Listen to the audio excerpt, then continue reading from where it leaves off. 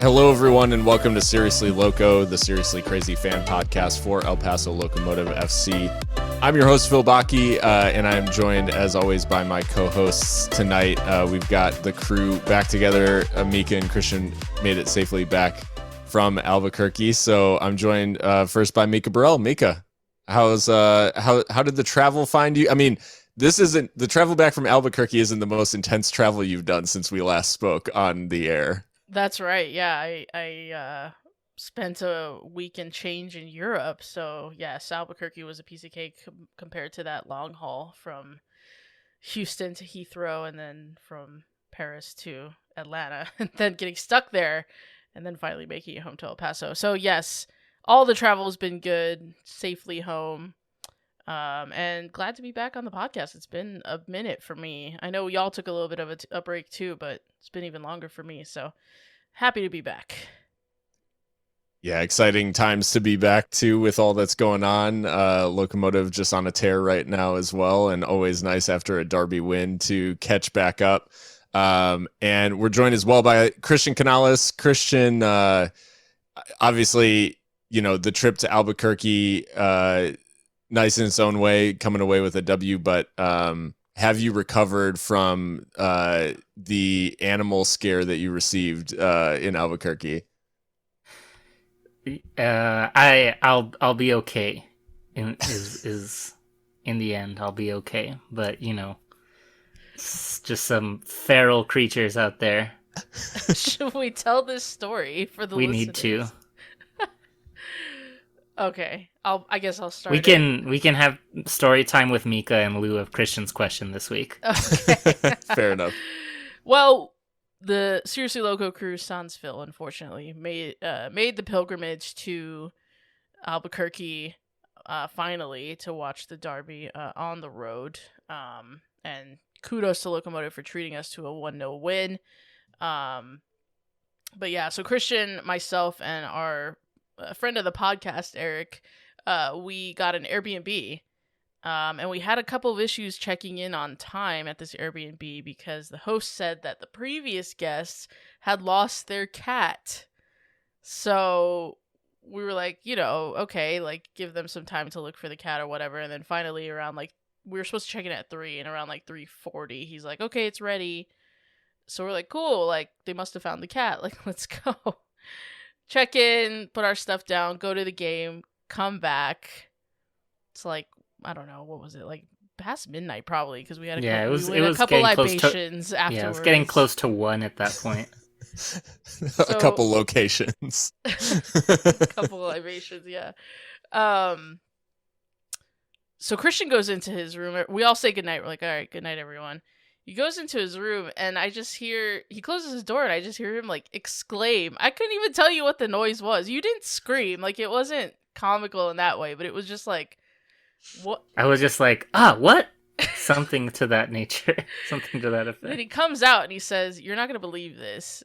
There's a cat under my bed. Ain't no way. Ain't no fucking way. Precisely. So I go in and I'm like, what? Look under the bed, and sure enough, there's a gray tabby cat. And we're like, well, what are we gonna do? And before we can even talk and decide what to do next, it sprints out of the room and down the hallway. And we're like, okay, now what? And so I texted the host and I was like, the cat is here. It was under the bed in the back room. Question mark. I don't even know what to say. He's like, okay, did it leave? I'm like, no, it's somewhere in the house because we didn't open any doors. So it's presumably it's still there. We didn't see it again. It's a master at hide and seek, but just ridiculous. I was just so I love that for a number of reasons. One being that they're like, hey, you can't check in. They lost the cat. And the first thing you find basically is the cat. Without working at it at all. Which the I'm cat just so appears. The previous guests just left without their pet? That's crazy. I don't know. I hope the host told them it's here. Just look harder. I don't know. Christian tried to look for it and no dice. Yeah, I fully believe that the people there tried their best to find it. And also, like, thinking back, I want to say that, like, when we left to the game, I don't think we didn't think there was a cat in the house, so, like, any number of doors or all of the doors could have been open. So that's not to say, like, that the cat was under my bed, like, the whole time, you know? Because after it ran out on Saturday night, you know, we peeked around for a little bit, but we were all very tired. We were just mostly certain that it wasn't in any of our rooms and had to be in, like, one of the common areas, so we just all closed our doors. Yeah, we're just like, everyone, like, locked down for the night. Just text me if you need anything. Yeah. I'm scared of cats. Like, I don't really like them. We had this discussion, like, 2 podcasts ago, so karma is a funny old thing, but I texted Christian, I was like, I want to go get my water, but I'm scared. So, like, this cat is just lurking, patrolling the halls. Oh my god. Crazy. That's funny. I mean, what better way to start off a discussion? Well, I guess before we dive into things, I will do a little bit of admin, and that is, we are Seriously Loco. So if you're looking for locomotive and USL stuff, you're in the right place. We have our podcasts typically weekly. We've been a little bit slower around it just with combination of the travel, work, life stuff, and Locomotive schedule being a little bit different. But now Locomotive's back on schedule. We're back on schedule. So keep an eye out for our podcast on your favorite podcast platform. You can subscribe, like, follow, whatever the platform allows. And then you can follow us on Twitter and Instagram primarily. The Seriously Loco match review.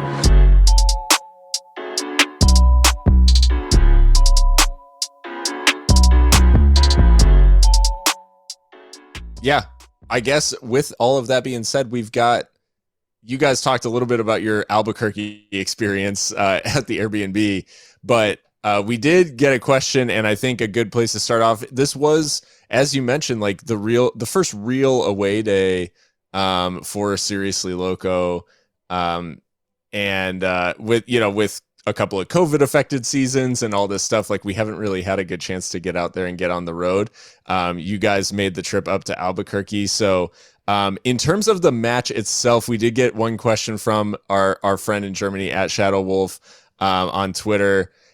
New Mexico United rotated their field a bit, and I'll opine a little bit that they did that at the behest of minor league baseball and the Isotopes, I guess, for the Derby. How was the overall game day experience in the lab? Could you enjoy it both as a fan and as a member of the podcast? How was the atmosphere and the mood? So I don't know, Mika, if you want to break down, how was the match day experience at Isotopes Park up there in Albuquerque? Another interesting story from Mika here. About Curtis? No, about you almost being denied entry. Me almost being denied entry. Yeah. Wow, I forgot about that. We are media, ostensibly. So when we go to Locomotive games, we're not subject to the clear bag policy because it's like impossible to carry an iPad. I've never seen like a laptop bag that's clear, and we go through metal detectors anyway. So completely blanked on that. Brought like the smallest shoulder bag, like it might as well be a cell phone bag, but it was not clear. And so they were like, you can't bring this in. And I literally emptied it in front of them. I had my driver's license, a credit card, and my phone. That's it. And they were like, no, like it's a clear bag policy. And like in my mind, I'm like, fuck, like I should have known this, it's not their fault. But they're like, we're going to place your bag by this trash can and you can come get it when the game is over. So I did. Luckily, no one took my bag and I got it back. But yeah, that was before we ever even got into the lab. So I was like, okay, I already hate it here. There's also no cell phone service in the OA section. And I'm positive that that's on purpose. But at least if you have Verizon. But no, in all seriousness, to answer Shadow Wolf, it was a good experience, to be fair. Correct, they rotated their field a bit at the behest of Major League Baseball, and I mean, I really feel for the people that are on the farthest side, like, I guess the biggest stand, if you will, that would normally be a view of midfield, because now they're even farther away from the action. Whereas where we were pretty much, like, I guess, perpendicular to one of the goals. And so there's not really, like, a great seat in the house anymore, I would say. And, you know, baseball configurations, it's always going to be that way. But you know, the atmosphere and the mood, I think obviously it's lifted when you keep a clean sheet on the road to your arch rivals, and everyone goes home unhappy except for our little section of blue. So I can't complain. And I was just really, really impressed with the sheer numbers of folks that were in the away section. I mean, it was virtually full. I don't think I'm exaggerating, Christian. You can jump in, but the U20 boys were there. They had some interesting chants of their own. Eighth Notch, of course. Some New Mexico Locos, people from Santa Fe, Albuquerque as well, Las Cruces. Yeah, it was really a lot of fun. And yeah, even more fun when you get all 3 points. Christian, how was your experience out there in the away section, and what did you make? I mean, we've seen, obviously, you know, we have our feelings about New Mexico United, but being in amongst, you know, in the stand, how did it go? I mean, it was good. I think I had even worse cell service than Mika. I couldn't get like a single text out the whole match. So, you know, AT&T mudded. But Verizon mudded. Only T-Mobile. Eric with the Bayern money, he could send texts. Yeah. Yeah, but yeah, it was good. You know, it just makes it, like Mika said, it makes everything that much easier when you get the win. You know, our supporters were also not shy about you know, letting people know the score, letting people know the situation. So that's fun to be a part of. I love some good trash talking, and it's even more entertaining when you're in hostile territory. It was I will say, from the field rotation aspect, like, on TV it was jarring, because where you expect the far touchline to be, you know, that opposite touchline, it just isn't in the place where you're expecting. So there's a lot of times where you're like, wait, is that out? Like, because guys will stop chasing a ball or something like that, and it just felt really, like, disorienting in a very specific way, where you're like, you know, closer to whatever, like, because they're off of the pitcher's mound, I guess, is the expectation. So yeah, it was just really strange in that it felt like watching. Yeah, it just felt like guys weren't in the, like, areas that they were supposed to be, and it's just like that little bit crooked, where on TV it just looked weird. So I can't imagine in the stadium that makes for a very pleasant experience in terms of, yeah, like you said, moving fans further away from the field. On TV, Phil, did it do anything to resolve the Michael Bay screen flare situation? No. The first like 10 to 15 minutes are still, like, just crazy. I mean, unfortunately, that's just where the sun is. Yeah, I didn't know if, like, them moving it closer, like, brought the camera down a little bit, yeah. or anything like that. No, it was they still had the glare. And it's funny, because I actually noticed watching a Vegas game last weekend when Locomotive weren't playing, that Vegas has actually relocated their cameras to the opposite side, a la, like, where Locomotive have theirs. So it can be done. It can, I just don't understand, like, why. Wow.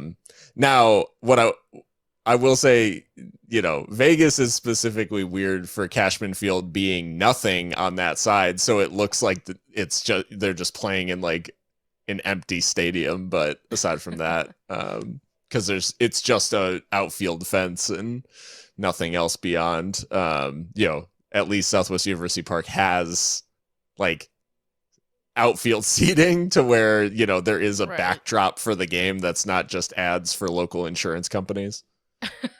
Right. But all that being said, guys, obviously we're here to talk about the game first and foremost. And like you've mentioned, a 1-0 win for Locomotive on the road. Significant in that they extend the record winning run to 7. They have been the form team in USL at the moment. I think it's fair to say. And that was all done with a couple of changes in the lineup, like more minor tweaks maybe. No Eric Calvillo, so Chapa comes in, and Navarro came in for Miles Lyons. Navarro fit to start this one. So starting from the lineup, I guess, and starting taking first kind of the broad a broad look at this game. What did you make of the lineup, and then kind of who for you stood out out of Locomotive in making a big difference in getting this win?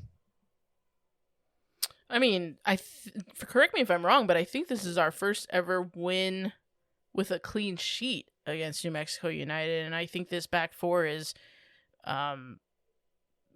back five actually. I'll consider Benny Diaz part of that. I mean, this unit is so solid.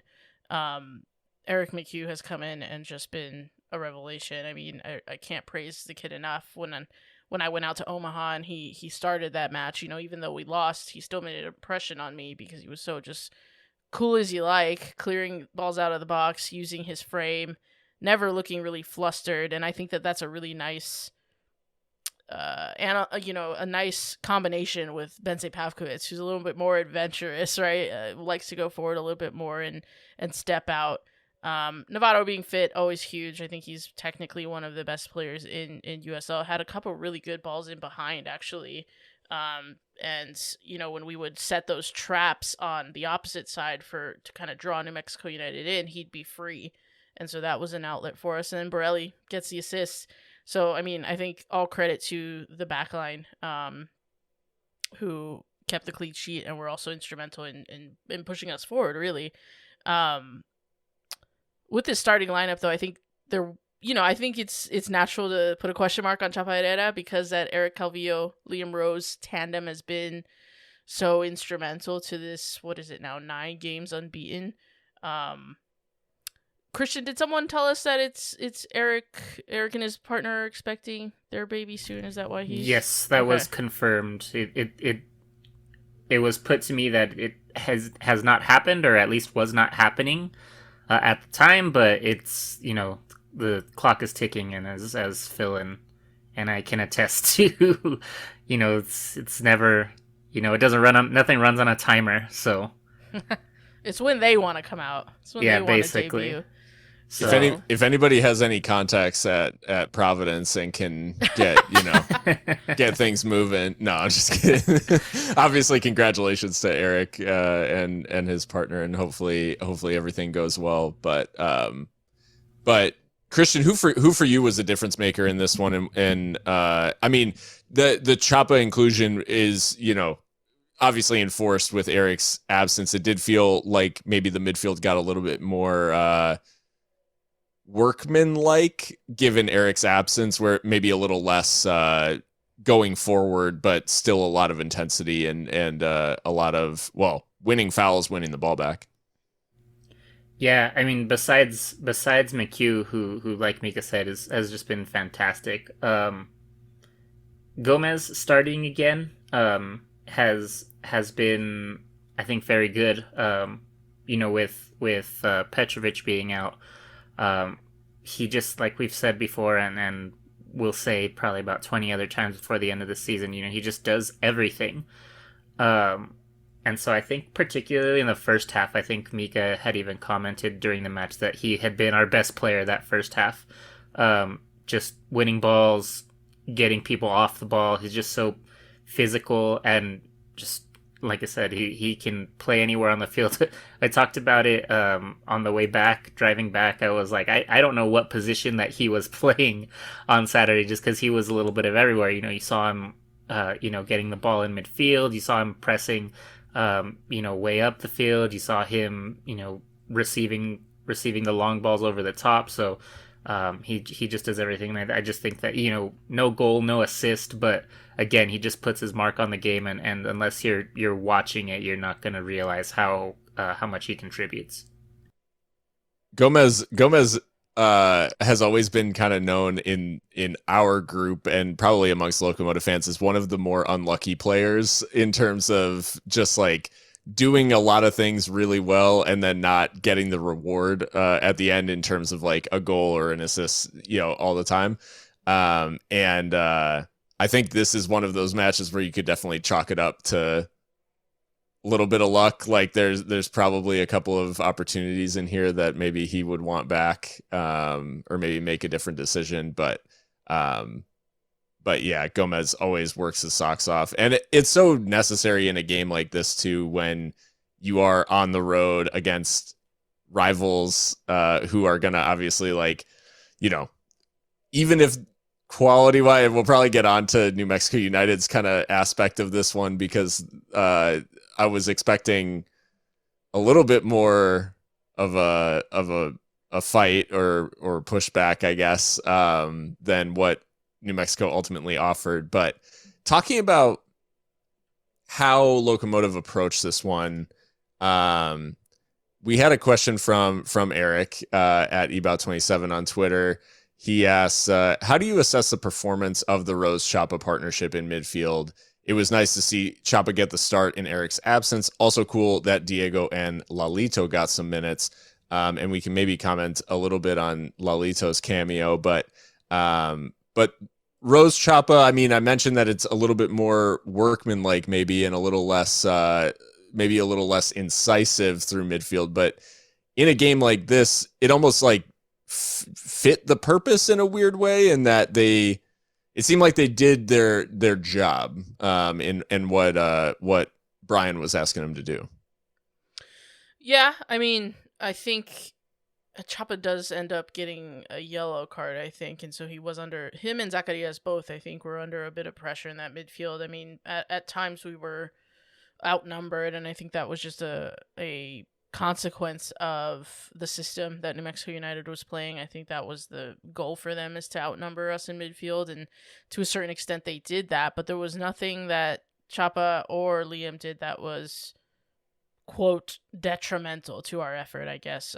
They were solid, and that's really all that you can ask for, and both of them are pretty robust as players. I mean, in what Eric gives you technically, maybe Chapa will give you in that the work rate and the workman-like kind of nature of his style of play, as you put it, Phil. So, yeah, I mean, I'm glad that we can just, next man up, that we can really do that, and there's not a gigantic drop off. I still think if, I had it my way, we'd probably sign another midfielder, because I think that's just where, the depth is most needed, because then as Eric does suggest there, or does mention in his question, Diego, Abarca, and Lalito do come on, and those are great players, but young players.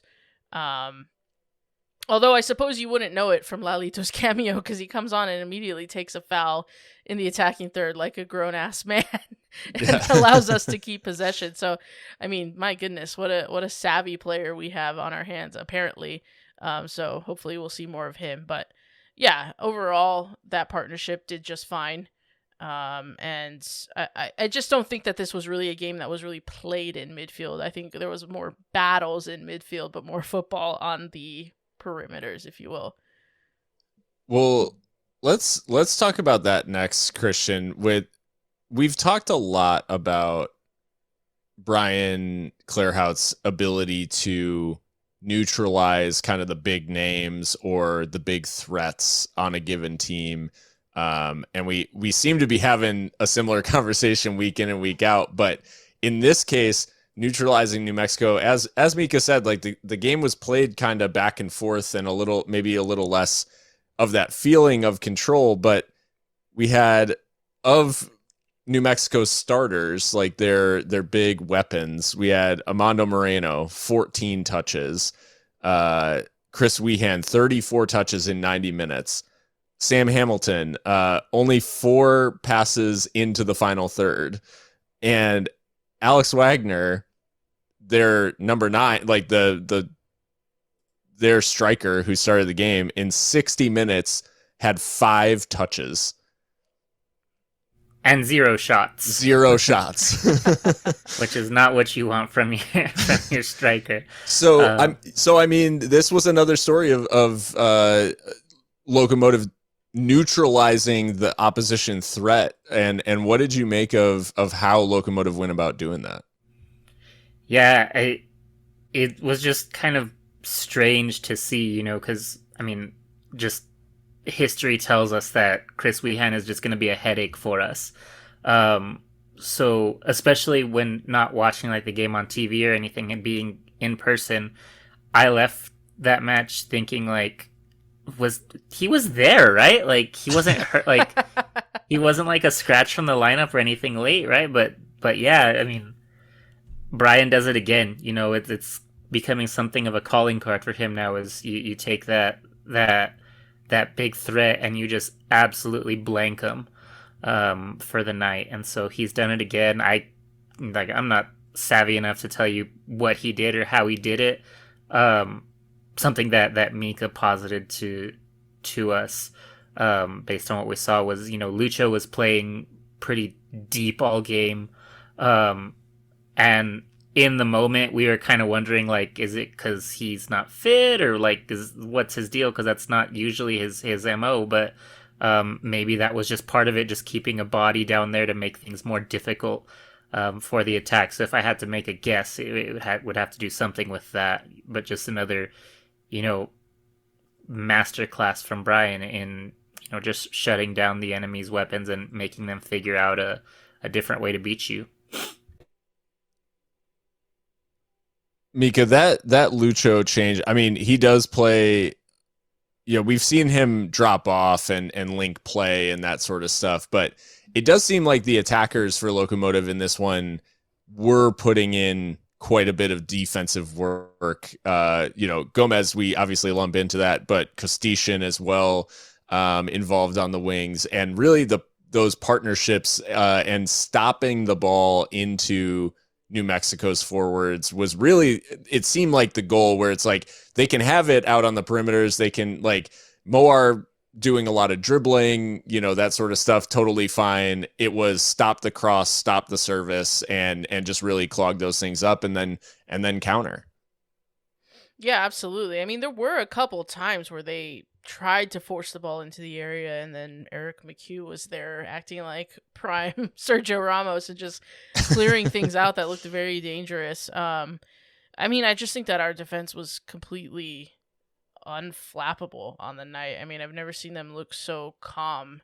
And I think that's almost like a hallmark of this Clarhaut side as it goes on, is it doesn't really matter the game state. They don't look as frazzled or like affected by shifts in the game state, because I mean, to be fair, when the second half starts, New Mexico United really had more of the ball, and it was quite tense. I think we were a little bit stressed out watching them possess the ball a lot more, and they do end the game, I think, with a bit more possession than us, and so yeah, I think dealing with that, it seemed like it was drilled into these guys how to deal with that when the game state changes, because inevitably it will happen. New Mexico will have their chances, we'll have ours. They'll dominate some periods, we'll dominate some periods. So they were able to do that. On Lucho, yeah, I mean, we did think at the beginning, like, what's going on with him? Like, he's not entering the box nearly as much, or like running across defenders that much. He was like another midfielder, really. And I think maybe in hindsight, that might have been a consequence of maybe Chapa or in particular Zacarias, I think, feel like outnumbered a lot. I think there were a lot of times where Ricky lost the ball or tried to turn and really couldn't find that right pass. So we had to address that with Solignac, and I think naturally he gets into Wehan's way as well. Wehan, Wagner all having to deal with that presence and say, like, okay, one of the best goal scorers in the league is right there. They have to think about that too. So Lucho does end the game with some pretty decent stats if you're to believe Fatmov. So, yeah, what I did not understand at the beginning now seems a little bit more clear to me in terms of how Lucho was employed on the night, with stopping Weehan and Wagner and the like. The other thing too that I want to say, and I mean, Zach Prince is now in the rearview mirror, but he has had success this season playing a 4-4-2. So I don't know why he goes with this like 4-1-4-1 and leaves Wagner kind of stranded up top and takes guys like Weehan and Moreno and Moad farther away from goal. I thought that was not the right tactical decision. And if you look just at the discourse around him leaving the club, it seems that his tactics are or have been called into question by the United fan base, and just kind of the fact that he seems to tinker a lot with the systems, and the kind of stalwart defense that New Mexico United is known for really hasn't been there this season, or hasn't been as dominant. And I mean, the players in this back line are another year older, right? So perhaps that's natural, or perhaps it's a bit of the kind of constant switches in tactics, or a bit of both. I don't know. But luckily we were able to take advantage, and that cross that Borelli plays for Kostyshyn, that was on all night. That was not the first time we had sent a ball into the box unchallenged. So yeah, it was a combination of things. I think it was one of those matches where at the end of it you're kind of left thinking, like, how was that not more lopsided, like given what played out. Locomotive, despite, and I think the derby like skews things in this way, where it's like when you're in the emotion of the moment and don't know what's going to happen, and especially when it's a 1-goal game and anything can happen, a lucky deflection, something like that can totally swing things.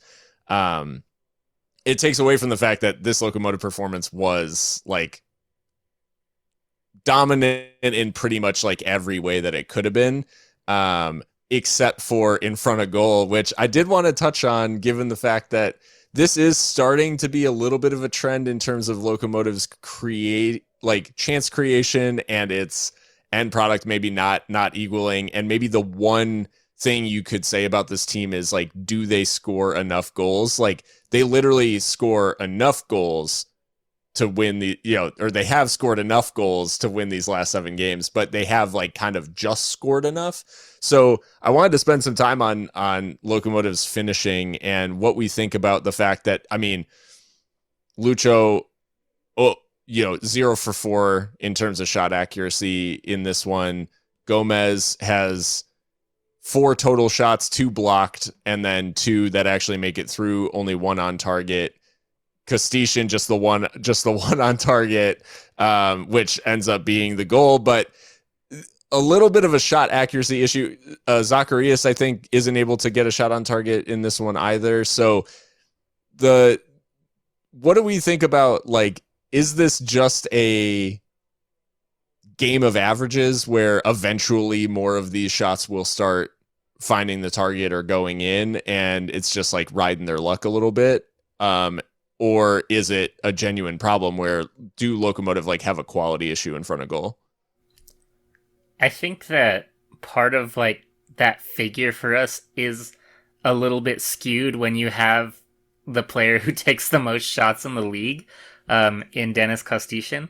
Because I'm curious as to what that statistic is when you remove him from the equation. Because I think it probably there's a noticeable jump, I would guess. I couldn't say that for sure. So should we be scoring more goals? Yes, but I also think that I think that, and he's probably, correct me if I'm wrong, but he's probably said as much, that Brian is okay with that high volume, because to him the object of the game is simple, and it's to score more goals than the other team, and a really good way to do that is to take more shots. So I don't know that I think that the conversion rate is like a huge problem. Because yeah, it's frustrating to see Dennis sky like 4 over the bar a game from outside of the box, but I think that letting him do that or giving him that liberty to do that makes it easy for everyone to just be comfortable and shoot. Because I mean, not every shot is trying to do that. And if you try and limit someone or kind of make them feel like they need to be more careful, then you get gun shy, and that's when you definitely won't be scoring. So I'm okay with it. It hasn't hurt us so far. So until it does, then I wouldn't consider it a problem. I mean, I did do a little bit of a dive on these numbers because, and I hope you don't mind me moving this question up, Phil, but we had that question from @MarkPonce too. He says, tactically, where can this team improve, especially in the final third? And I mean, while I certainly take Christian's point on board that it's better to be shooting than to not, I think shot decision making is like noticeable in the data. El Paso Locomotive takes the second most shots in the league, 12.41 shots per 90. So quite a lot. I think the only one that beats us is Memphis. So obviously number one in the Western Conference then. The shot distance to me is what really jumped out. Over 20 meters, our average shot distance. That's quite far out. And I think, again, Dennis probably is skewing that a little bit because other teams around us in that kind of table, that metric table, are taking their shots from about 13, 14 meters on average. We're fifth in goals scored in the league, but one imagines if that metric could be that metric of goals scored could be even higher if we were taking shots from more dangerous areas. And Dennis Kostyshyn actually has dropped down to second most shots in the league. Milan Iloski's taken like a handful more. But when you compare the XG, it's quite interesting. So Kostyshyn takes second most shots of an XG of 0.07. Milan Iloski has 0.14. So someone taking as many shots as him is still taking them from better areas. Lucho Soloniak, for example, he takes about 2.11 shots per 90. His XG is 0.2. So, it's obviously Lucho's taking them from better positions, but Lucho's also more likely to be in the penalty area. So obviously that does skew it a little bit. All of that to say, perhaps we should be hitting the target a little bit more frequently. If, and again, the XG is pretty low on these metrics, but even if we were hitting the target, that means we're working the goalkeeper. And there are some goalkeepers in this league that are shocking. And so I would just like to see us force mistakes, if not score goals from these, 20-meter banger attempts, at least to work the keeper a little bit more. But I'm kind of nitpicking because we've been able to do the business now for 7 games in a row and 9 games unbeaten. So, and I would never tell Dennis to not take those shots because I still think you're still putting pressure on the opposition when you do that. And so it doesn't bother me that much, but if you just looked at the data in the cold light of day, it would suggest that there's like a problem with, or, not a problem, but like just something to look at about kind of the decision making in and around the penalty area and the shots and the shot conversion. So, yeah, but just some numbers there, some number salad for all who are listening. And I mean, 5th in the league in goals scored is still very solid. I don't want to turn my nose up at it, but it does feel like there are games like this where data suggests that we should also probably have created maybe higher quality chances, like given the areas we were getting into, given the what New Mexico United were doing defensively or not doing. And so I'll never turn my nose up at a 1-0. I'll, clean sheet, the whole 9, like you give yourself the best chance to win.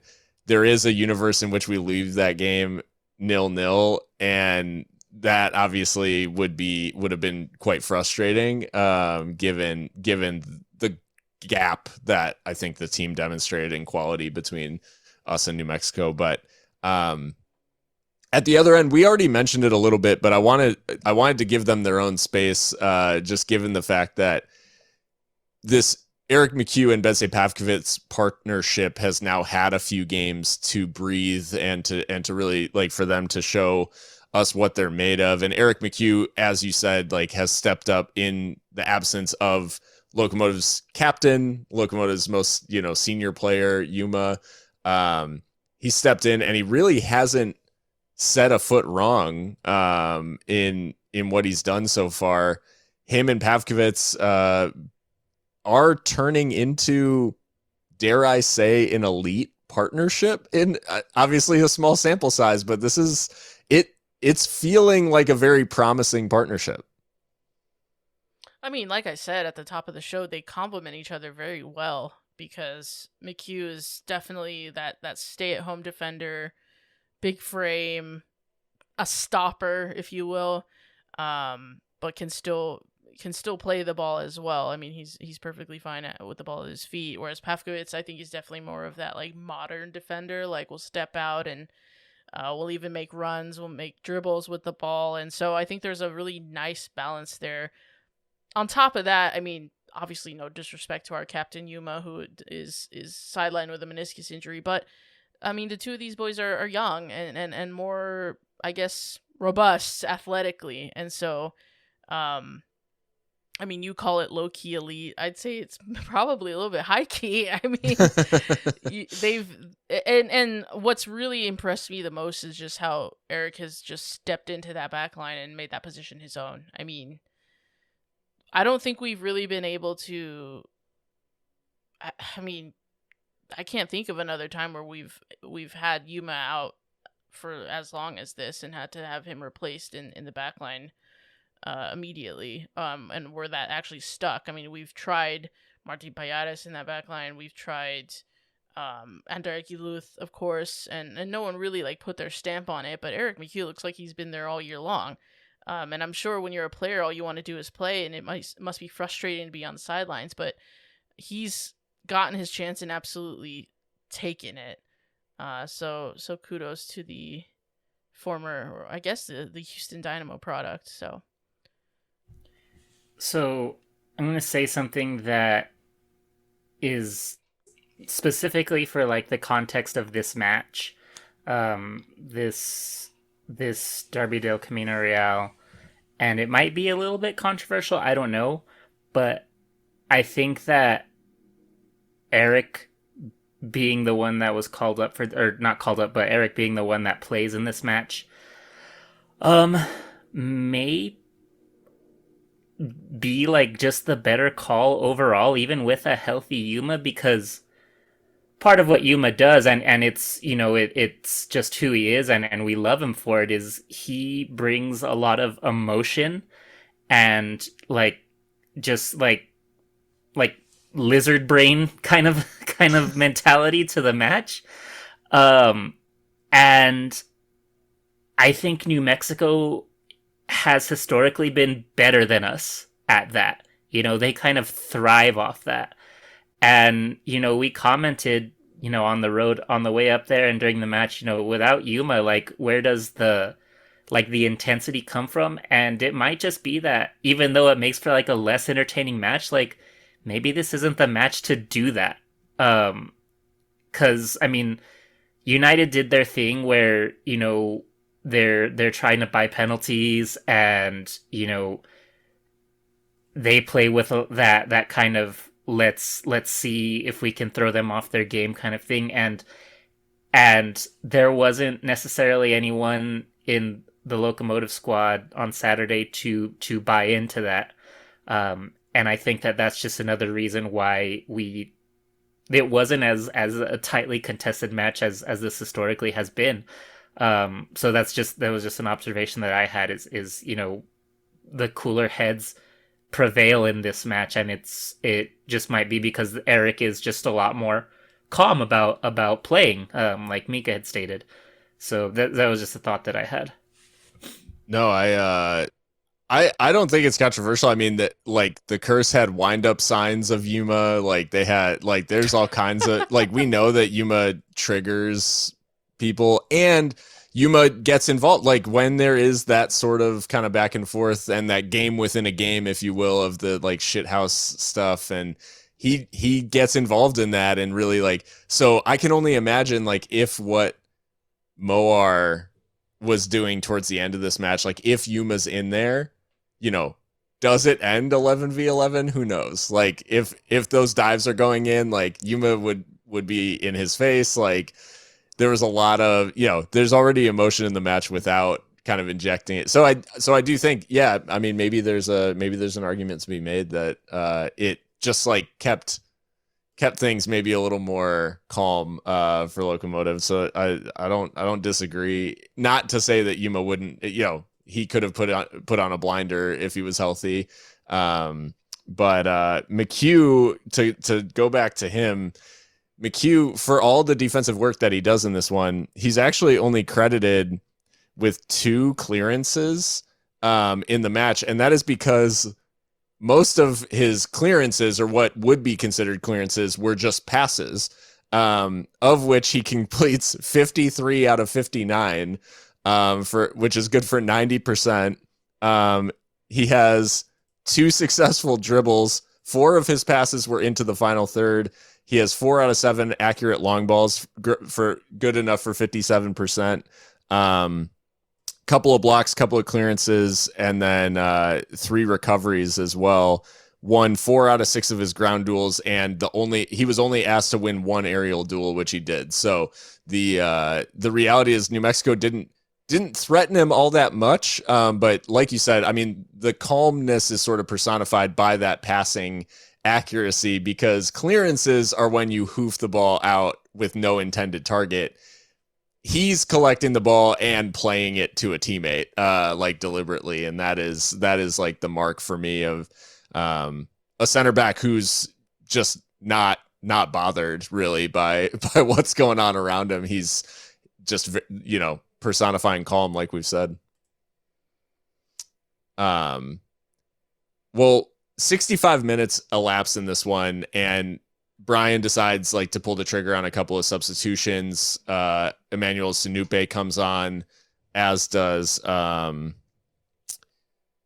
Lyons. And so Navarro comes off, and I think Zacharias came off first. Kind of an indifferent night for Zacharias, but Sinupe comes on. Obviously the idea is to kind of maybe stretch New Mexico a little bit, try to like open up the field a little bit more. Miles is obviously very good getting involved. Like he's been great at right back defensively, but he also is really good at getting involved in the attack, winning free kicks, those sorts of things. So it starts to sort of like shift the game in a way where there's a more active, maybe I would say maybe more aggressive right back. Not to say that Navarro has obviously got tons of attacking talent, but Lyons is a little bit more intense in he's got a lot of pace. He's got that ability to get beyond Kostyshyn. But it is that left-hand side, and Eder Borelli, the stalwart, who just continuously delivers this sort of quality after, you know, games where we've had a couple of times where we've said, you know, hey, like, how good was Eder? Like, is he, you know, for 90 minutes, like, is he at the top of his game? And while I think he actually does have quite a good game tonight, he always seems to find it in his legs in that last quarter of an hour or last 20 minutes. He always finds it in his legs to whip in a ball of extreme quality. And Dennis Kostyshyn, of all people, finds himself on the end of this one. Not the guy that you'd imagine winning a header between Caitlin Ryden and who do they got back there now? Kyle Kelowna. Kelowna, yeah. So not the guy that you would think would win a header between those guys, but Kostyshyn just sacrificing the body, like gets up, wins the header, and puts it on target. Couldn't miss from there. But ball exactly into the right area. I'm sure you guys were losing your mind at the time when it went in the stands. But what'd you make of the goal, the celebration? But what did you make of the breakthrough finally coming for Locomotive? Yeah, I mean, obviously a huge relief, and we were absolutely losing it in the stands when that ball went in. It's not.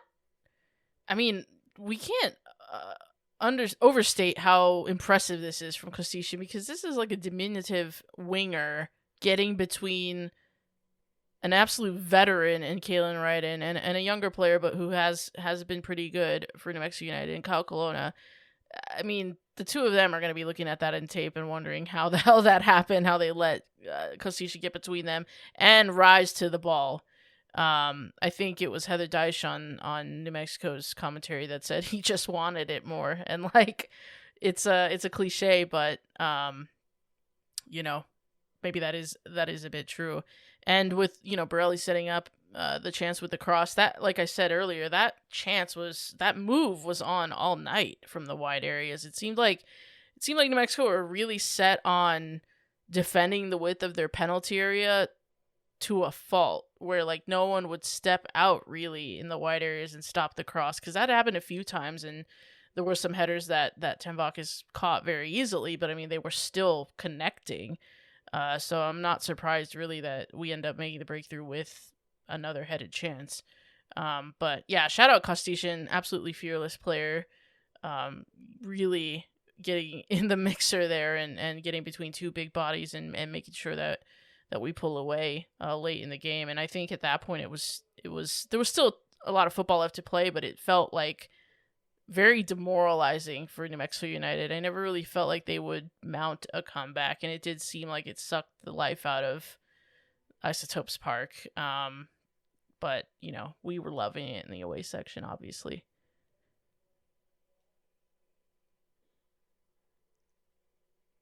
Christian, Borelli, the ball, all that stuff, like, we know you have a long documented love for Eder Borelli, but in this one, like, when Locomotive need that sort of delivery, like, he is that dude who always seems to find it.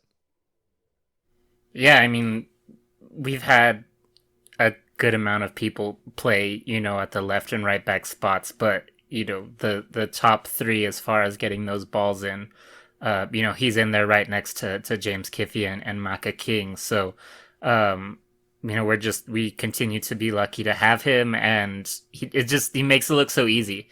It doesn't look impressive, when you're not paying very close attention to it, but it's such a good ball in right where it needs to be.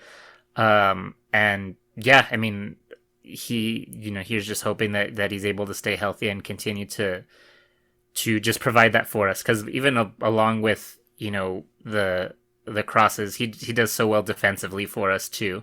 Never afraid to go in for a tackle or to track back. So, just continually impressed. And let the record show that Colonna and Ryden are both listed at 6'2", Kostyshyn 5'8".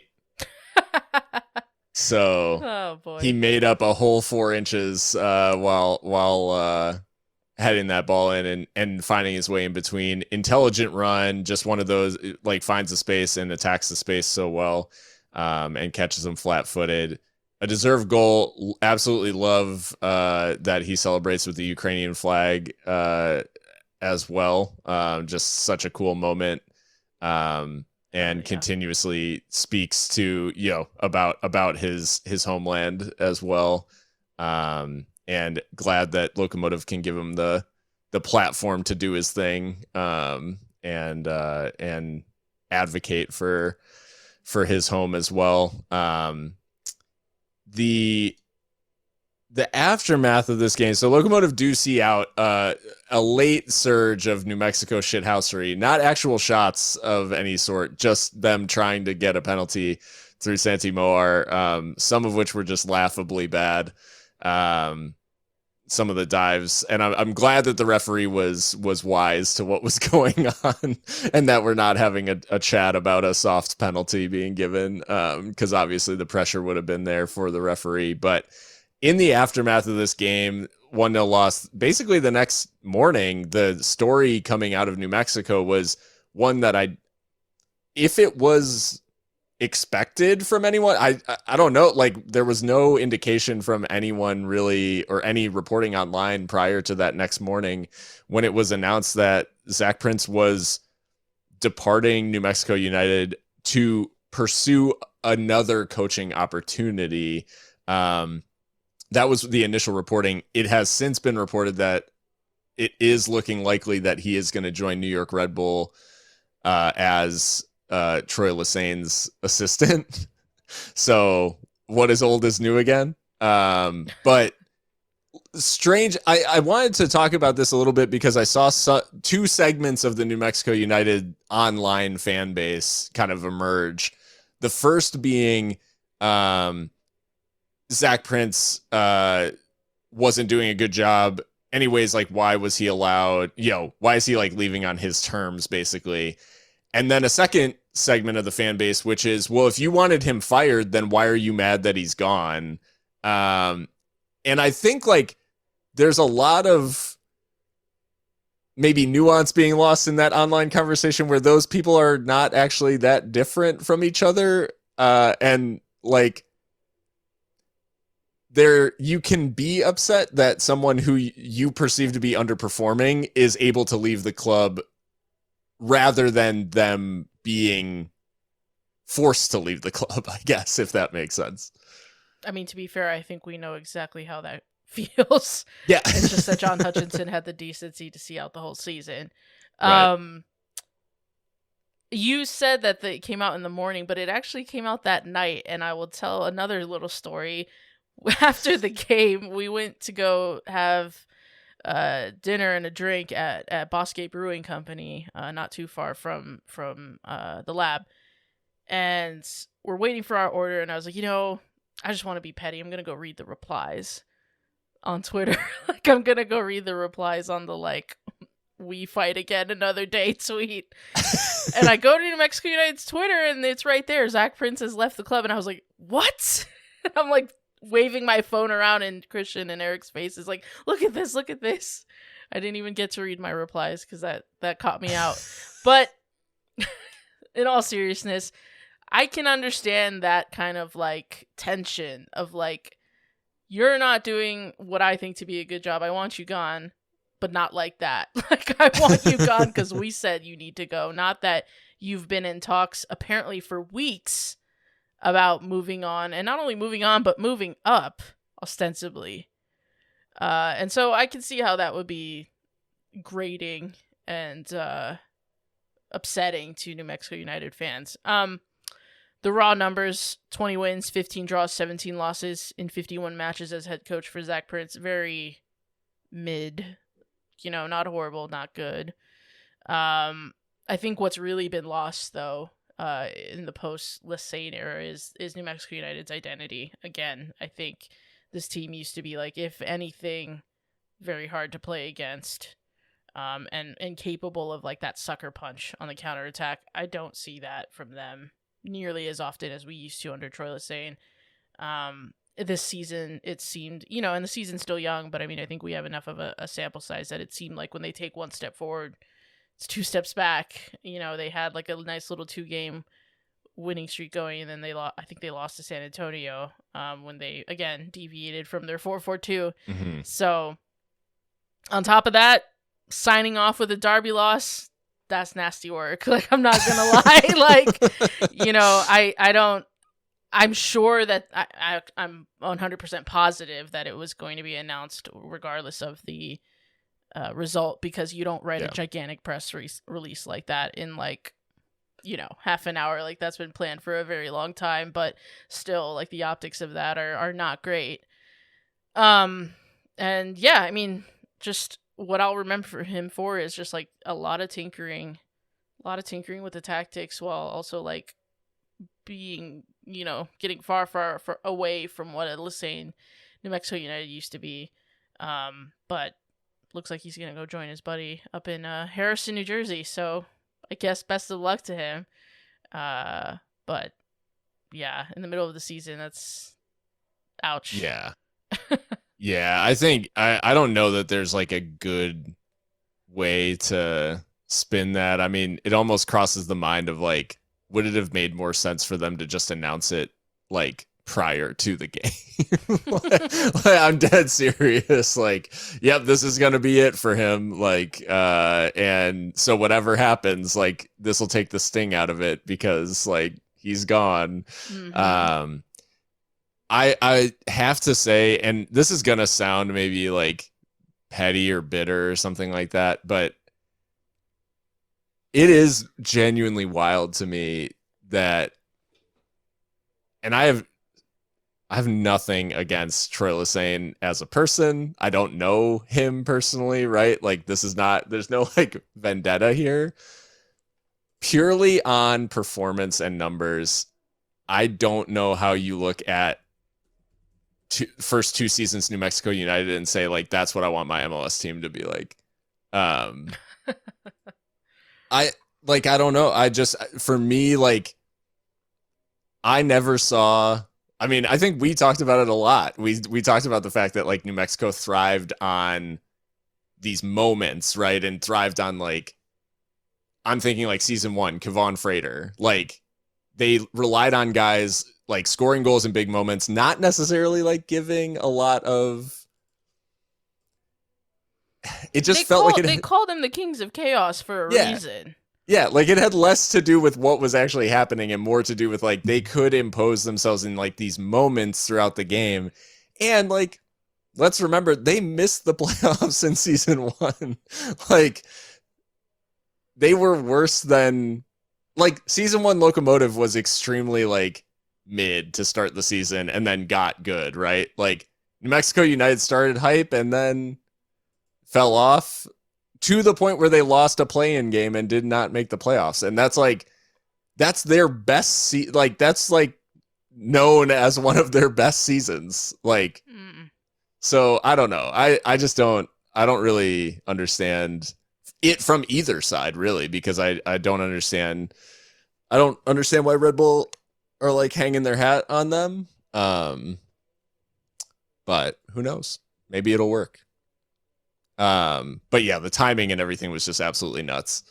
But before this turns into like a podcast about New Mexico United managers, we got a question from Ivan Militar at Locomotive while we were recording, so we decided to plug it in. Locomotive's academy director, for those who don't know, so like big dude on campus.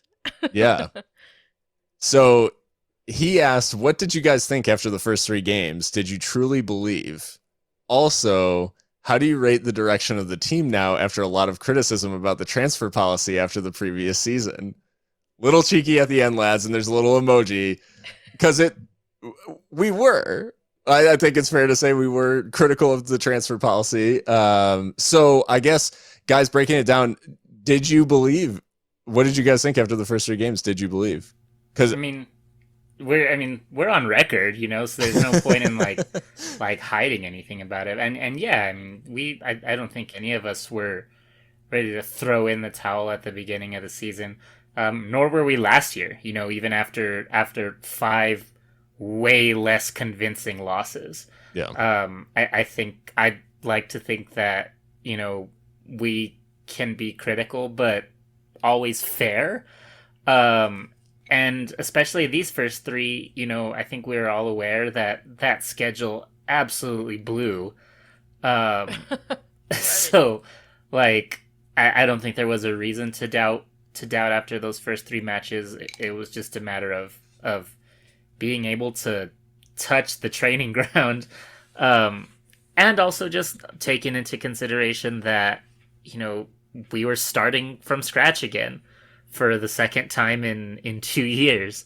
So I think we all were prepared for a rough start. So I can, speaking for myself, I can confidently say that I was not concerned or like Clarhaut out, you know, after 3 matches in 1 week. So yeah, I mean, I've never been a disbeliever. Clarhaut, yeah, it's like built in. Sorry, Brian. Yeah, no, we are on record, and I guess I'll have to go back and listen now and see if I had any like scorching hot takes, but I don't think so.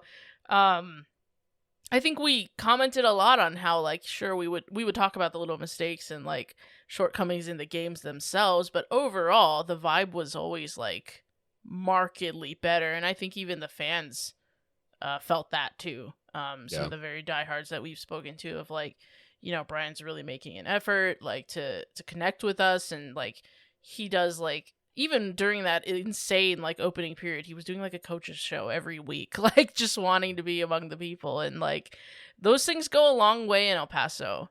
And so I think, yeah, that did buy him like a lot of goodwill, you know, and a lot of credit in the bank, to where people could say, you know, like 3 games in a week, like what's the man supposed to do? And even through all that, other than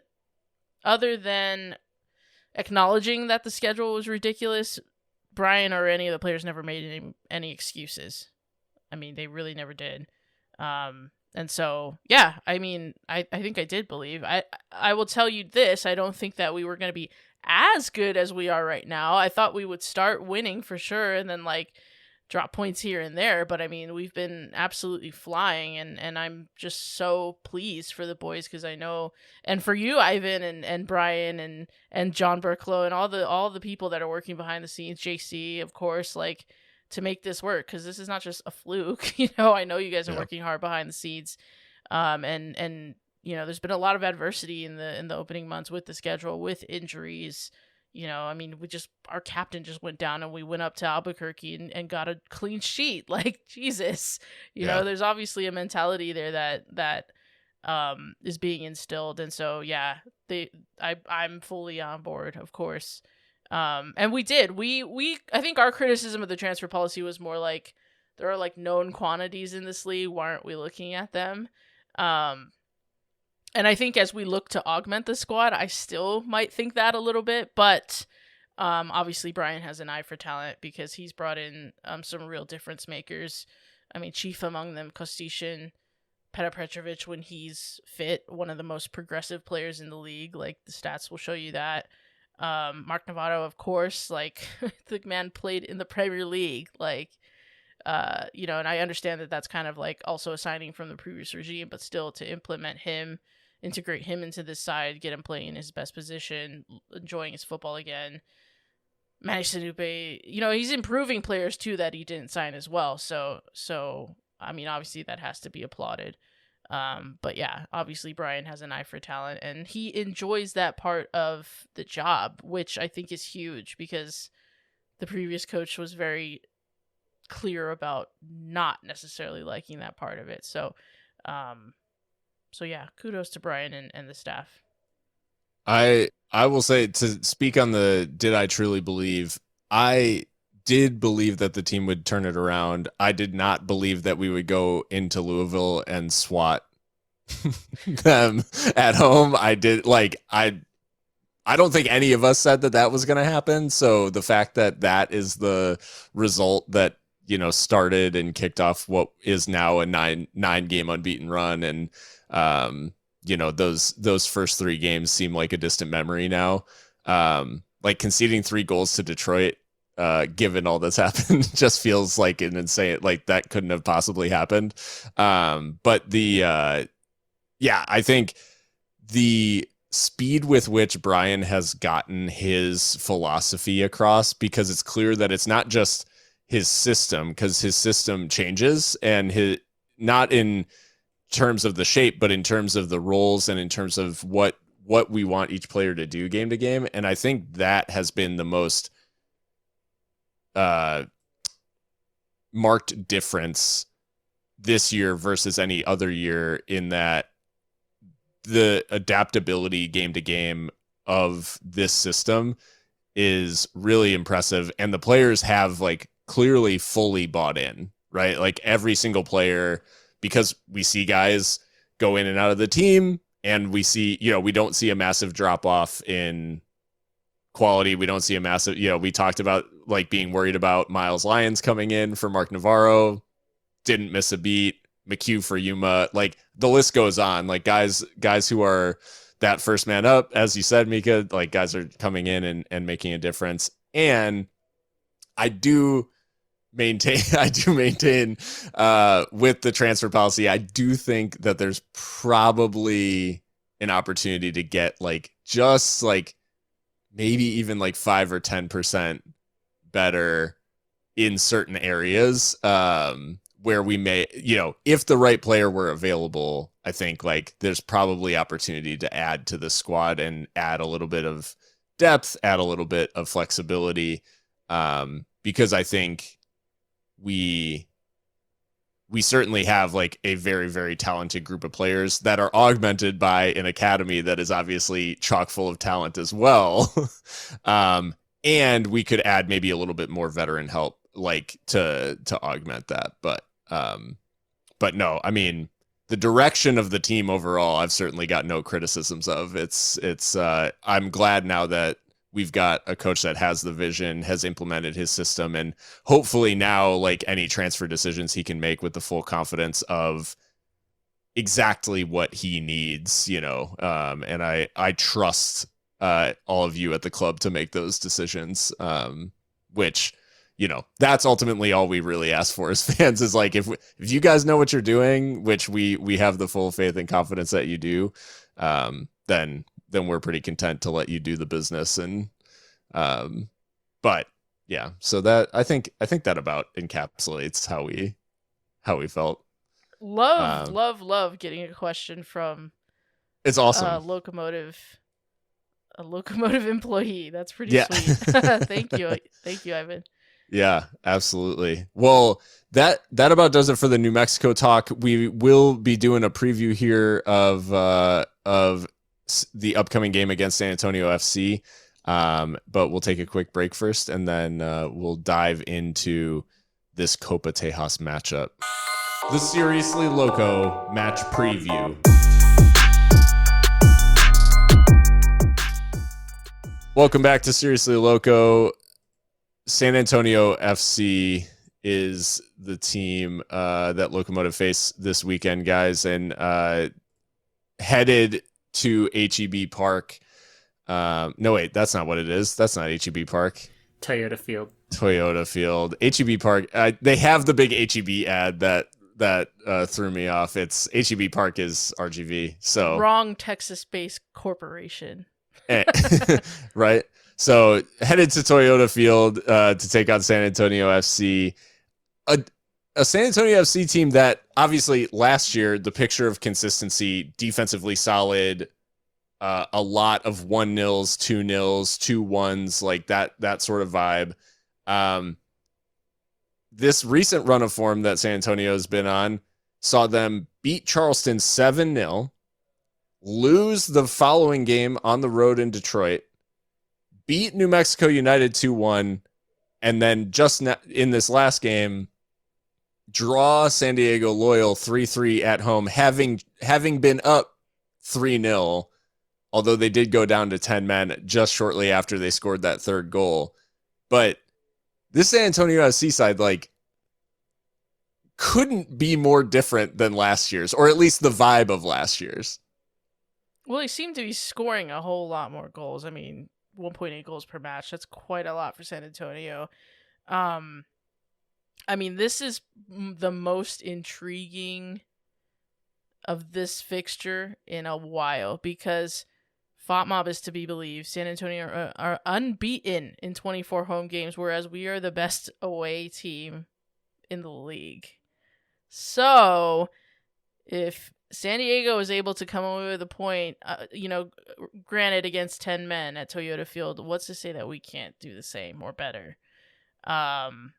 And again, we're on this amazing streak. We won our last 7. But this has been a bit of like a bogey side for us. Like, they definitely, the series is in their favor, so ever so slightly. But I just think that there's so much narrative here, and like all of the things we're good at, that they're good at, like it'll collide in a really interesting way. And I think Alen Marcina, he's one of the best tacticians in the league, and I think Brian Clarhaut is showing that he is really up there as well. So like, this could be a very, very interesting battle. But yeah, I mean, I don't know what to make of their recent results, because you read them out just now, and that's really, really bizarre. it almost makes me think that we shouldn't look into them at all and just play our game. But yeah, going into this one, we'll be plenty confident, having beaten our rivals, gotten the clean sheet, and I'm hoping that by having gotten the 3 points in New Mexico, that starts like a streak of away day luck, because Christian will be in attendance. So this is true. I am the prodigal son is returning, so I will be in attendance, and I will be wearing Locomotive blue. Christian, we talked about the danger men and Brian's ability to contain them. Tani Oluwasei has been the danger man for San Antonio so far this season. The Minnesota United loanee has 4 goals in just 5 appearances for San Antonio. So obviously that's kind of the name that will draw a lot of attention. Do you think that Locomotive can adapt once again and shut down the big threat? Well, he took care of that himself for us, because he was red carded. Oh, that's right. So. Oh my God, I forgot it was him that got the red. Oh my God. Too blessed to be stressed. Oh, well, in that case, I clearly did some really solid research for this one. But I mean, just Justin Dillon, the fucking Greek statue, number 9 is always a problem. But our center back pairing is a lot more physically prepared than before. Yuma, for everything that he does, you can't teach height. So we've got a little more advantage there. So that might already kind of negate some of that. But I mean, they have a lot of weapons. So I think that Brian will continue to figure out a way to make life difficult for San Antonio. So I'm not particularly worried about this one. I'm not worried in the sense that I don't think we're going to get dominated. I actually think it's going to be a very, very competitive match. And I'm excited to be able to be there for it. The thing I like about our chances, I guess, in this one is that this version of San Antonio is a little less impenetrable than last year in terms of the goals they concede. They have a plus 11 goal difference, but 7 of those goals are from the Charleston game. So eliminating that, you're looking at a plus 4 over that the rest of the season, and they've only kept, by my count, 3 clean sheets this season. So obviously a far cry from last year, where it seemed like scoring on San Antonio was just a tall task. Sac Republic has kind of taken that mantle now, and San Antonio, little bit easier to get at. Can Locomotive do enough though, Mika, offensively to upset? And I guess maybe the big question mark in terms of Loco availability in attack is there any word on Pitar? I haven't heard anything on Pitar. I mean, he was in attendance at the game. He was actually sitting in the away section for a little bit, him and Artem Holod. So they were there, but I don't know what his status is, to be honest, as far as the injury concerns are. I mean, it kind of goes back to our discussion about actually getting shots on target, because correct me if I'm wrong, Phil, but isn't Jordan Farr one of the most overworked keepers in the league? I mean, I thought I had read he's facing a ton of shots, and I would like that to continue with us. So, yeah, he's got he has faced 42 shots on target against in 13 matches. So, just shy of just about 3 shots on target per match. That's a lot. And he's had to make 30. Well, he's made 30 saves in 13 matches, but so 12 conceded. He's saving about 71% of the shots he's facing, which seems pretty decent, but just not. The volume that he's facing is pretty high. Right, and only 3 clean sheets. Benny Diaz has 5, so I mean, with the same amount of goals conceded, it just proves your point that they can be got at the San Antonio side. I think I think I've made this comparison before of like they're like USL's Atletico Madrid, like they're trying to build on that defensive like strength, but also being a little bit more like interesting in the attack, and in doing so they're like conceding a bit more, but still a very good side, and it is a clash that means something in the table, because I think we've got a game in hand on both San Antonio in third and Sacramento Republic in first, and I think we could go first if we win, so that would be great. Yeah, we can. We would. Well, I guess we could go level with Sacramento. Oh yes, level. They'll still have us in the goal difference probably, but we could go level on points with Sacramento with a win. And that's quite the. It's like we were saying, this journey from those first 3 games till now, like being at the upper reaches of the Western Conference is just a very different situation than I guess what we anticipated after the start we had. That being said, you mentioned Justin Dillon's name, Christian, and just like I feel like he gives us fits historically. I'm trying to remember. I feel like there's a late goal, like a late equalizer somewhere in one of the COVID seasons, and a brace or maybe a hat trick in another game against us. Yeah, I was just looking into that. He definitely scored a late equalizer, I think. It was an equalizer, not a winner, but nevertheless, yes, frustrating to play against. So hopefully, like we said, we can turn him into a non-factor. We'll see how it goes. It does make me a little nervous that he has not scored yet this season. Oh God. Just feels like a narrative is brewing. But they've spread their goals out a lot too. It's a little bit interesting. Like San Antonio is a little bit interesting in that way. Obviously, taking into account the fact that guys like Oluwasei and Adniran and I think even Nico Hansen, like these are guys that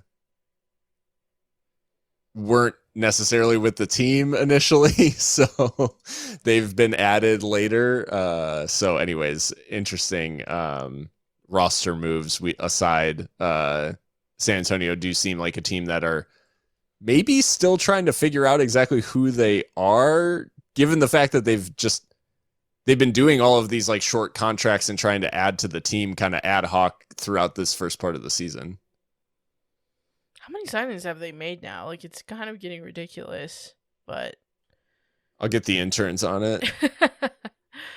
Yeah, big game. And I mean, I'm just really interested to see like the tactical battle between two very, very good coaches that know how to set up their sides. And I mean, Brian's got the better of a lot of really good coaches in this league so far. So this will just be another big test for him. But I will say though, like, not to be defeatist, but I would definitely take a draw, because this is just like, this team, this fixture is it just feels like a bogey fixture for us. So, well, and when you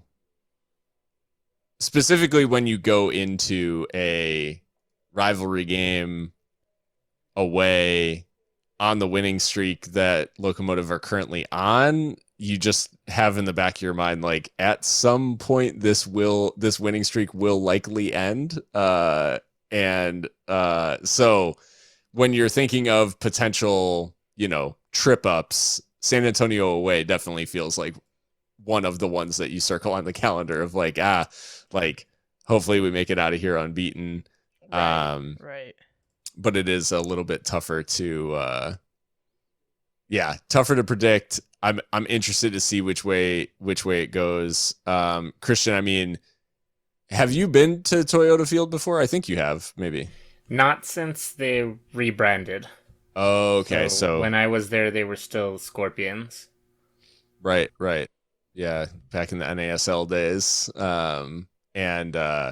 So yeah, we'll definitely have to check in and see how the trip is. Obviously, we hope that Locomotive win and leave with 3 points, but we'll have to check in regardless and see how the travels went. I think that does about bring us to a close here. Excited for Locomotive playing this Saturday against San Antonio. It is. I don't think we'll be able to pull off a watch party, unfortunately, because Saturday is also my daughter's birthday. Aww. So I will watch, but I will be partied out, I think, because we're having a little birthday party and family's coming into town, all that stuff. But I typically get my family. Force my family to watch Locomotive. It's my house, my rules. So we get to watch Locomotive, but no watch party this time around, but we will be back with a watch party for the next away match, most likely. I will leave everyone with the closing number of, according to Transfermarkt, San Antonio FC had 24 incomings and 29 outgoings. Right, this Nottingham season. Forest, what the hell? I don't know how that's even possible. And why are half the players on both lists? I don't understand. Oh, it's because of all. I think it's because of all of these like the short contracts. Yeah, the short contracts that they signed. So there are some guys that they then signed to permanent deals, and other guys that they just let go, I guess. But anyway, so yeah, somewhere in the range of about 24 incoming players so far, and they haven't shown any signs of slowing down. And if they're anything like Tulsa, maybe some of these guys are on the trading block or whatever. You never know when you could trade a club legend for Philip Goodrum. Catching strays. Anyways, so check us out on your favorite podcast platform. Check us out on Twitter, Instagram. We'll be back to discuss whatever goes down in San Antonio. But thanks for listening, and hope you have a good rest of your week. And until we talk next time, stay loco.